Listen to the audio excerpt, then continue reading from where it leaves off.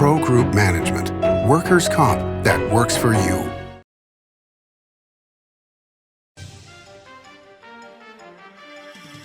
Welcome to Nevada Newsmakers. On the broadcast today, Drew Johnson is here. He's a Republican candidate for Clark County Commission District F, running against Justin Jones. Here for the whole show on all new Nevada Newsmakers.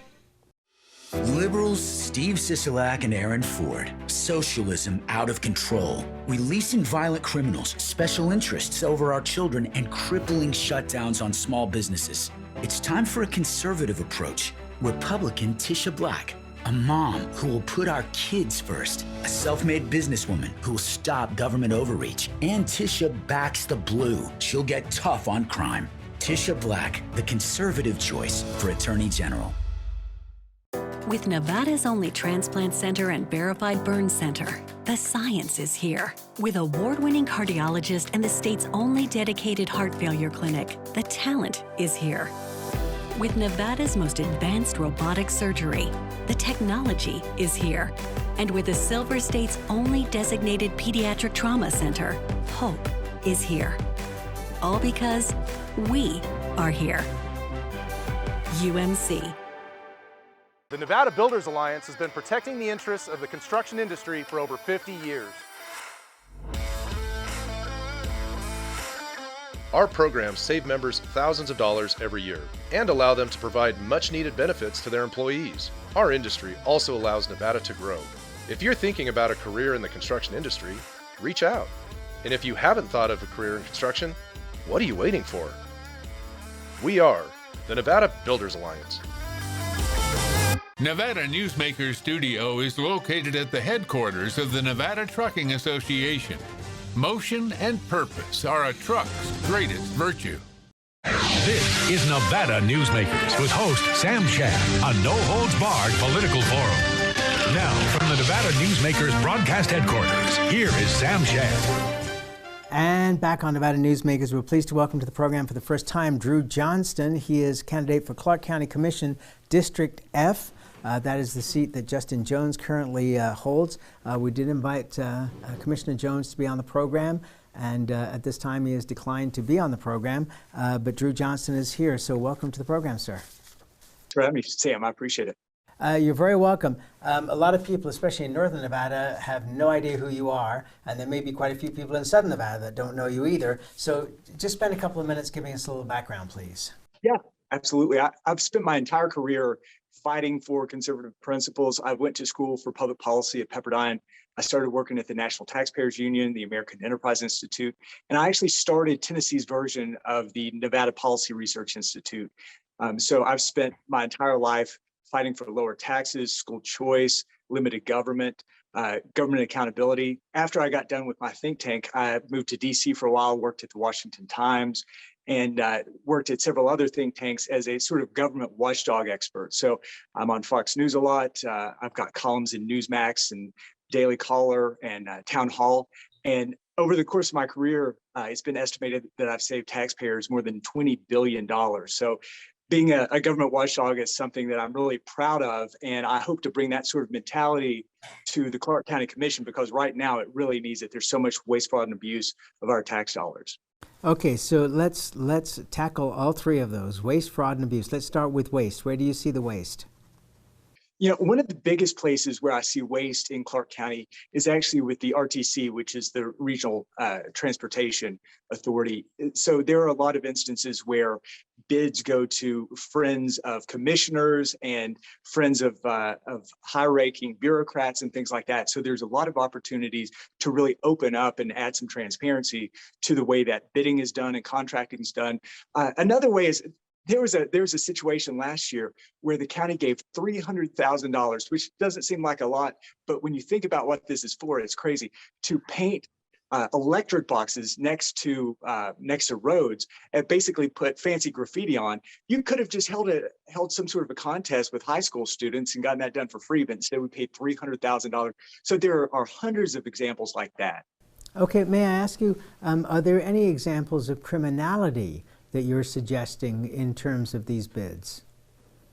I don't want to go that far yet, but I will say I think that the bids are composed in such a way that it limits other competition. And so that's the real issue here is, for example, if you think about, I'll just use this as an example that I've seen in states.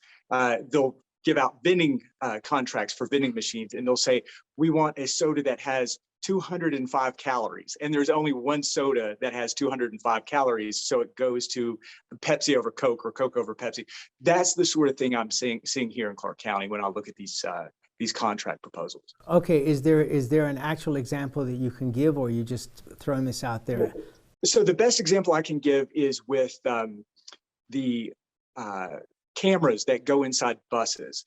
The cameras that go inside buses were contracted out to somebody who has a conflict with the Clark County Commission, and we ended up paying more for those cameras. So that's something that we're doing open records request about currently, and hope to know more about soon. Okay, of course, part of this trio is fraud. What instances of fraud can you prove at this point?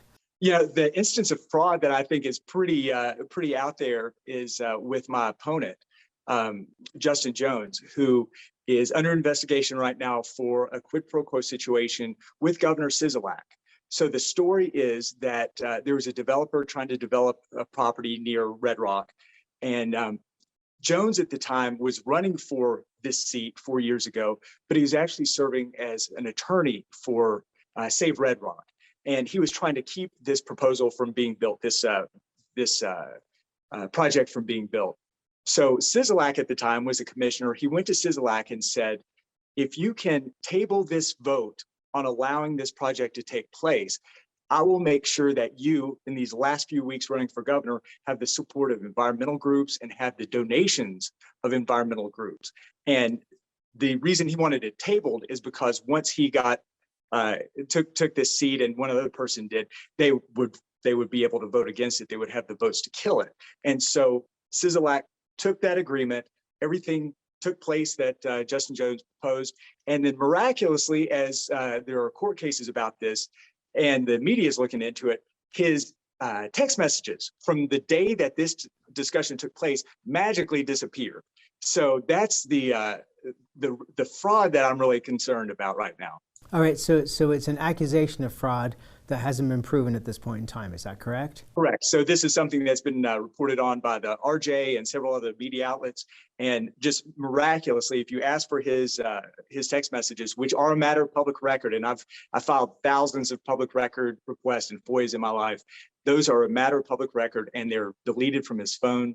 And it's really interesting how right after the vote took place to table the discussion about the project, his text messages came back right after that happened. So it's quite fishy. All right. So once again, I just want to point out that Commissioner Jones has welcome anytime he wants to appear on the program to discuss these issues or other issues. He is more than welcome to come on, and we hold that for him. The last one of the trio is abuse.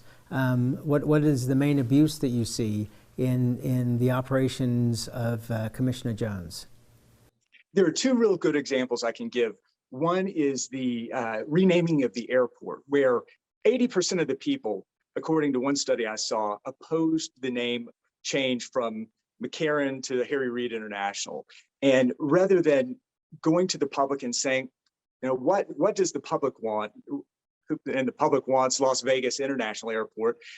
The 7 Democratic commissioners led by Justin Jones decided to push this through rather than hearing what the public wanted. The other real troubling abuse of power that really led me to run for this position is during COVID lockdowns and when people were discussing vaccines and the efficiency of masks or effectiveness of masks, Justin Jones put forth a proposal that said anybody who more or less spoke out in disagreement with what he thought the science was at the time, which of course the science has been changing every day as we were going through this, were committing acts of that were put public health in jeopardy. And he actually had a proposal to try to silence people who would question and bring up other theories and other thoughts to how they were handling things at the county level. And so that sort of abuse of power to attack our First Amendment rights. And he was actually talking about ways to get Metro Police involved to make sure that people's voices were silenced. I mean, that's one of the highest abuses of power I've ever seen. And I've done nothing except for look for abuse of power for 25 years in my career. Okay, so was this done at public hearings? Was this done? Okay, so this was a proposal that was put up in public hearings. It's very easy to Google and see. I'll make sure that it's available on my website, which is drewfornevada.com. Okay, and then one other thing I just wanted to clarify, which was that Justin Jones wasn't the one leading the charge for the airport to be renamed for Harry Reid. It was actually Tick Segablum, and that started back when he was in the state Senate and continued to push. And the stipulation was that all of this name change would be done through private funds, which it has been so far. So I'm just wanting to clarify that. Absolutely. And ultimately, I don't care. Obviously, I don't want taxpayers to pay for it. But my concern is we as taxpayers of the whole state of Nevada, but specifically here in Clark County, have paid so much money to get our name recognition. Las Vegas, come visit Las Vegas. All the what happens in Vegas stays in Vegas, sort of branding globally. And then people fly into the Harry Reid International Airport, and in 20 years, nobody will know who Harry Reid is, just like nobody under 40 knows who Senator McCarran was. All right, well, I don't disagree with you, but still, if you want to fly to Las Vegas, you type in LAS and Las Vegas is what pops up. So, you're halfway there. A lot of people would agree with you on the name change. A lot of people would disagree with you, and that makes it an interesting discussion point. Let's take a break. We'll come back and we'll get into some issues for that district right after this timeout. Liberals Steve Sisolak and Aaron Ford. Socialism out of control. Releasing violent criminals, special interests over our children, and crippling shutdowns on small businesses. It's time for a conservative approach. Republican Tisha Black. A mom who will put our kids first. A self-made businesswoman who will stop government overreach. And Tisha backs the blue. She'll get tough on crime. Tisha Black, the conservative choice for Attorney General. As you know, Reno is booming. Toll's development company is helping it grow with insightful design and development, building community with every project, adding beauty, adding excitement, emphasizing our shared humanity. Reno is becoming bigger. Toll's development is helping it become better, more livable, more enjoyable. To learn more, go to tollsdevelopment.com. tollsdevelopment.com. I'm here at the Carson Valley Inn in Minden with Joey Whitaker. Entertainment here at the Carson Valley Inn is extraordinary. Yeah, super proud of the TJ's Corral, our outdoor venue, about 1,500 seats. We've had first-class entertainment out there. We've had Merle Haggard, we've had Chris Young, we've had Lee Brice a couple times, we've had Pat Benatar, Joan Jett, who's in the Hall of Fame. We're real proud out there, and it's just a great time. Watch CarsonValleyInn.com. and grab those tickets early. It's not a long way to get away to the Carson Valley Inn. Politicians, they hide behind commercials and social media, trying to act tough. A bunch of keyboard cowboys. They talk tough about immigration, but none of them have locked up or deported a single violent criminal. Not one. I've deported thousands. They closed schools, tied the hands of police, and wrecked our economy. I'm Joe Lombardo. I'm running for governor because we can do better. Nevada deserves better. Let's take our state back. Joe Lombardo for governor. This is Nevada Newsmakers. And back on Nevada Newsmakers, we're talking with Drew Johnston. He is a Republican candidate for Clark County Commission in District F. By the way, quite a chore you've taken on when every other commissioner is a Democrat. So, in a Democratic town. But if there was ever going to be a year when Republicans had a shot at taking out places that people didn't think they could take, this would be the year. Let's talk about water and the growth that we're looking at going from the park at Apex all the way down to Jean, where Paul Tolles has just bought 140 acres for development down there. What do you think about the situation with water and economic development? To go back to your previous point on the lead-in, we're actually in a really good position with how redistricting works, it's almost a 50-50 Republican-Democratic split in this one district. So this is sort of our one chance to finally get a Republican on the Clark County Commission for the first time since 2008. But to go to your point about water, I think there are three issues that we need to consider, sort of a short-term approach, a medium-term approach, and a long-term approach. And we are really bound by the amount that we can develop because of the BLM owning, the federal government ultimately owning 89% of Clark County. But the first case, the first point is with our water usage currently with the Colorado River. We're in a much better position than a lot of people think. I actually had a tour at Lake Mead the other day and spoke with a Park Service ranger who said that we actually are using much less than our allotted amount according to the Colorado River Compact. And so we could grow quite a bit before we get in a position of being in real peril, like Arizona currently is. The second thing we need to look at is revisiting that compact, because the compact, which determines how much water each state can take from the Colorado River, was made in 1929 for Nevada, for California, for Arizona. And so it was based on the population percentage of Nevada in 1928, which doesn't reflect the way things are now. So I would propose, as a Clark County Commissioner, to work with our federal lawmakers to make that fairer for Nevada. Now, the third thing is we do have to be serious long-term about things that we could do to create more water for ourselves. One is working at the federal level to kind of encourage California to move towards desalination plants, which obviously they have the opportunity to do since they've got a huge coastline and we're landlocked. And that could open up a lot more of the Colorado for us. The other, I think, plausible option for it is to look at the Columbia River, and which dumps a ton of their water into the ocean every year. It literally overflows. So we could do some sort of a pipeline from the Columbia, sort of worst case scenario as things grow. But near term, we're looking good. Medium term, we need to redo the compact, and long term, I think there's some real federal infrastructure level things that we need to work on. Okay, so if you're looking at a federal deal, you're probably looking at minimum of 30 years to negotiate something like that.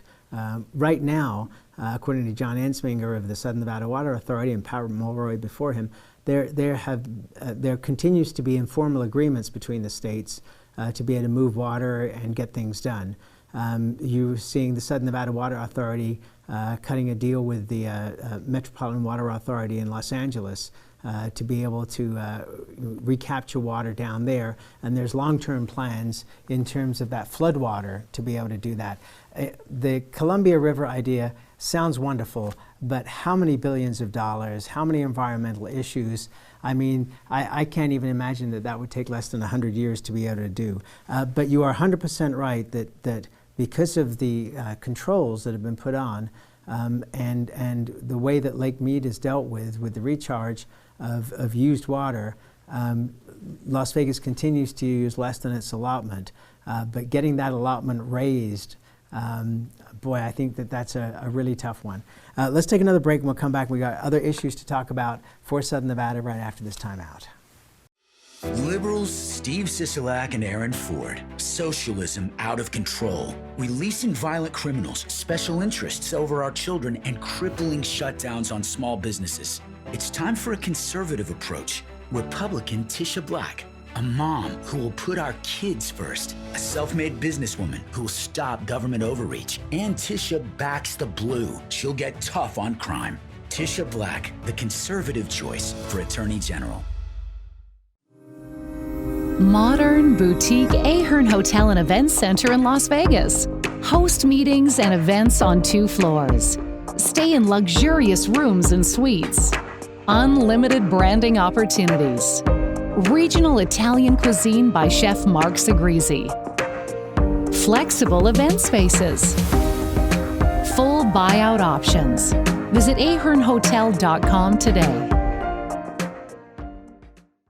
Everyone is talking about opioids, but they're not the only drugs that can be harmful if taken in large quantities or not as prescribed. You also need to be aware of side effects from anxiety drugs, muscle relaxants, sleep aids, and stimulants. Mixing prescription drugs with other drugs or alcohol can be dangerous. If you take an Ambien with a glass of wine, it may be enough to stop you from breathing. Prescribed drugs can be just as dangerous as illegal drugs. Take medications only as directed.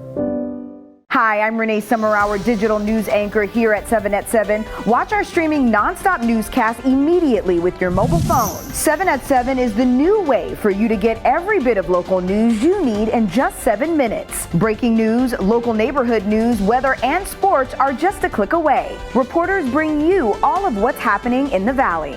From Roku, Amazon Fire, Apple TV, YouTube, and more. Get every bit of local news you need from the RJ and LVRJ.com. This is Nevada Newsmakers. And back on Nevada Newsmakers, we continue our conversation with Drew Johnston, who is a Republican candidate for Clark County Commission in District F, which he tells me, which I didn't realize, is now been redistricted to about a 50-50 Republican-Democratic district, which really opens the door potentially for a Republican. The Clark County Lands Bill, where are we with that, and what are your thoughts on that? You know, ultimately, we've got to address water in addition to increasing the availability of land here in Clark County. But one of our biggest problems is, as you know, homelessness and also the rising cost of rents and of housing. So we've got to sort of find some release valve to create more opportunity for growth, for building, for construction. And really to do that, in addition to shoring up our water situation, we've got to make more of these federal lands available to Clark County. So ultimately, that's one thing I'm supportive of. Obviously, we've got to be wise about our growth. We've got to be wise about traffic and infrastructure issues. But really, in order to be in a position where Clark County is an affordable place to live, we've got to take some of our land back. We've got to kind of stand up and get some of those acres back from the federal government. What are your concerns about the environmental movement, in particular a couple of different organizations that even though they speak in favor of environmentally positive issues, they tend to fight every bit of progress that's tried to be made in terms of economic growth? That's one of the real problems that we're fighting, as you're noting, because the lands that we're talking about getting back, our land that we're talking about getting back from the federal government, isn't Red Rock. It isn't the fossil site. These are when you're driving from Las Vegas to Mesquite or Las Vegas to Primm, and you're just driving through barren, flat desert that could be developed on. Those are the lands we're talking about. I am all for saving our recreational lands. I'm all for making sure that our beautiful areas around here are preserved. But the fact of the matter is we've got land that can be developed on, should be developed on responsibly, and it's being blocked by environmental extremists, frankly. And they're doing that at the expense of the lower income people in Clark County, homeless people in Clark County, and of making the Clark County tax base larger. So we're ultimately all paying more in taxes as individuals because there's no effort to sort of broaden the base of taxpayers here. One of the issues that is not talked about a whole lot, it's talked about more than it has been in the past, but the potential for the second airport for Las Vegas at Ivanpah, which would be in that district. What are your thoughts on that? Because to me, it seems like that would just be a huge economic driver. It would be incredible for the people in Primm. It would really create Jean as a town, I think, and for people in Sandy Valley. The way that that the international airport is right now, it's so hemmed in by the Strip and by other developments around it that there's really no opportunity for growth. And so I think it only makes sense to, and this is 15, 20 years down the road when it would actually be developed and in use. But since there's no opportunity for growth, and we know that Las Vegas will continue to grow both in terms of residents and in terms of visitors, we've got to really look at that second airport. And I think that the location that has been talked about that you're discussing right at the California border really makes a lot of sense. And it's also going to be a way that we can get some revenues from people who are coming in and wanting to go to LA and Palm Springs and San Diego and even Phoenix, if it can be a sort of low cost option to those places. Well, the main idea of it is to be the freight airport, to move all the freight out of McCarran and Harry Reid Airport, and free that up for more tourists to be able to come in, because obviously we're seeing tremendous growth there. Okay, so last topic is probably the most important topic, which is Clark County Commission races financially are not small amounts. How much do you think you're going to have to raise to be competitive? Because a sitting commissioner is able to raise probably close to $1 million, if not more. The good thing for us is Justin Jones has been extraordinarily anti-business throughout his whole career, both in the state Senate and on the Clark County Commission. He is largely responsible for a lot of things that have put more taxes, more fees, more regulatory burdens on small businesses, on large businesses. And so the business community has really embraced our campaign, which I'm very thankful for. They do see Justin Jones as very vulnerable, both because of some of the issues that he's had in the past, the things we've talked about with the quid pro quo, the alleged quid pro quo between him and Governor. Okay, but quick answer. How much do you think you're going to have to raise? We have an amount in mind, and I think we're going to be able to raise much more than that. So I feel very confident that in this sort of red wave environment, with Justin Jones as weak as he is, we should have all we need and a little more. Okay, so $1 million? Less than that. Yeah, less than that. All right, that's where we got to leave it. A pleasure to talk to you, sir. Thank you so much for doing this. We appreciate it. And once again, we would welcome Justin Jones to come on and answer some of the points that you have raised here. We'll see you on the campaign trail. Thanks, Sam. I appreciate it. And we'll be right back. Liberals Steve Sisolak and Aaron Ford. Socialism out of control. Releasing violent criminals, special interests over our children, and crippling shutdowns on small businesses. It's time for a conservative approach. Republican Tisha Black. A mom who will put our kids first. A self-made businesswoman who will stop government overreach. And Tisha backs the blue. She'll get tough on crime. Tisha Black, the conservative choice for Attorney General. Each day, the Children's Advocacy Alliance partners with leaders, legislators, and families across Nevada to improve children's health, education, economic well-being, and safety. We recognize Nevada will be no better than the state of its children. Be a part of this change. Be a supporter of the Children's Advocacy Alliance. For more information, go to caanv.org. Early in the morning or throughout the night, professional truck drivers are on the job, serving you, safely moving freight that's crucial to our economy. From the oldest industries to our newest innovators, from the exotic to the everyday, trucks are everywhere, moving everything. Never afraid to embrace a future that makes Nevada and our nation stronger. Trucking moves America forward. What do you count on? You count on your power every day. At NV Energy, we've always powered what's important to you, but we're not looking at the past. We're focused on the future. While our standards are high, our rates will remain low. And our commitment to renewables isn't just meeting standards, but leading the way. Because you can count on more than just your power. You can count on the company who brings it to you. That's our promise. You can count on it. As always, you can watch Nevada Newsmakers 24 hours a day at NevadaNewsmakers.com. You can also check our archive going back to 2005 on our website. Again, NevadaNewsmakers.com. We'll see you on the next show.